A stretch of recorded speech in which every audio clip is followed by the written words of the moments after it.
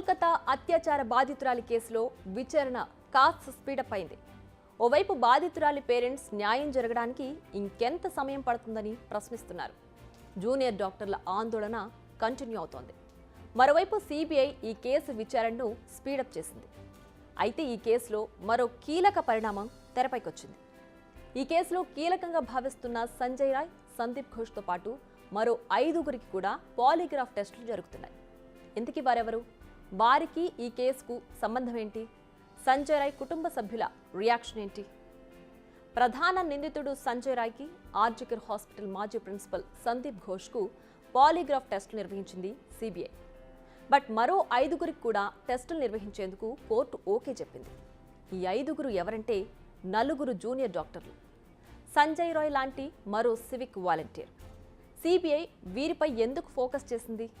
వారిని విచారించి సమాచారాన్ని సేకరించకుండా టెస్టు చేయాల్సిన అవసరం ఏమొచ్చింది అనేది ఇప్పుడు తేలాల్సింది. ఇప్పటి వరకు ఉన్న సమాచారం ప్రకారం తలాతోకా లేకుండా మాట్లాడుతున్న వారిలో సంజయ్, సందీప్ మాత్రమే కాకుండా ఈ 4 జూనియర్ డాక్టర్లు, సివిక్ వాలంటీర్ కూడా ఉన్నారు. ఈ 5గురు ఇచ్చిన స్టేట్మెంట్స్ అస్సలు సరిపోవడం లేదు. వీరంతా ఈ దారుణం జరిగిన రోజు ఆ పరిసరాల్లోనే ఉన్నారు. కానీ ఒక్కొక్కరి స్టేట్మెంట్ ఒక్కోలా ఉంది. దీంతో వీరేదో దాస్తున్నారన్న అనుమానం సిబిఐ అధికారులకు వచ్చింది. అంతేకాదు సాక్ష్యాలను కూడా చెరిపేయడంలో వీరి హస్తం ఉందా అనే అనుమానం కూడా అధికారులకు వచ్చింది. అందుకే మొత్తం 7గురికి పాలిగ్రాఫ్ టెస్టులు చేసేందుకు అనుమతి తీసుకుంది. మరోవైపు ఆర్జికర్ హాస్పిటల్ ఆర్థిక అవకతవకలపై స్పెషల్ ఇన్వెస్టిగేషన్ టీం దర్యాప్తు చేసింది. దీనికి సంబంధించిన డాక్యుమెంట్స్ను సిబిఐకి అందించింది సిట్. ఈ కేసులో విచారణ ఎదుర్కొంటున్న డాక్టర్లు, నర్సుల సంఖ్య ఎంతో తెలుసా? 18. ఎస్, మొత్తం 18 మందిని ప్రస్తుతం సిబిఐ విచారిస్తోంది. అయితే వీరందరిపై సోషల్ మీడియాలో తప్పుడు ప్రచారం జరుగుతోంది. వీరంతా ఘటన జరిగిన రోజు నుంచి కనపడకుండా పోయారని, కానీ వీరంతా పోలీసులకు, సిబిఐకు పూర్తిగా సహకరిస్తున్నారని తెలుస్తోంది. అంతేకాదు ఆర్జికర్ హాస్పిటల్ అవుట్పోస్ట్లో ఉన్న పోలీసులను కూడా ఇప్పటికే సిబిఐ ప్రశ్నించింది. ఈ కేసులో మరో ఇంట్రెస్టింగ్ డెవలప్మెంట్ జరిగింది. నిజానికి ఇది డెవలప్మెంట్ అనే కంటే ట్విస్ట్ అని చెప్పాలి. ఇప్పటి వరకు ఈ దారుణం చేసింది నేనే, కావాలంటే ఉరి తీసుకోండి అంటూ ప్రకటించిన సంజయ్ రాయ్ కోర్టులో జడ్జి ముందు ఏడ్చేశాడు. తాను అమాయకుడని, తనకే పాపం తెలియదని అంటున్నాడు. అంతేకాదు తనను అన్యాయంగా ఈ కేసులో ఇరికిస్తున్నారని అంటున్నాడు.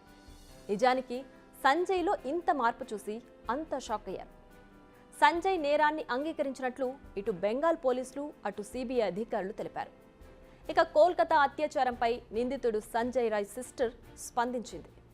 గడిచిన 17 ఏళ్లలో అసలు సంజయ్తో తనకు సంబంధాలు లేవని చెప్తోంది. ఇష్టం లేని పెళ్లి చేసుకున్నందుకు తనతో ఎవరు మాట్లాడరని అంటోంది. బట్ సంజయ్ చిన్నప్పుడు అందరి పిల్లల్లానే ఉండేవాడని, పెద్దయ్యాక సివిక్ వాలంటీర్గా చేరాడని చెప్తోంది.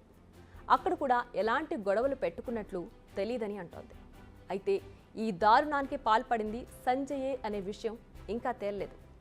కానీ ఒకవేళ చేసింది మాత్రం తనే అయితే తనకు ఎలాంటి శిక్ష విధించినా తప్పులేదని చెప్తోంది ఆమె.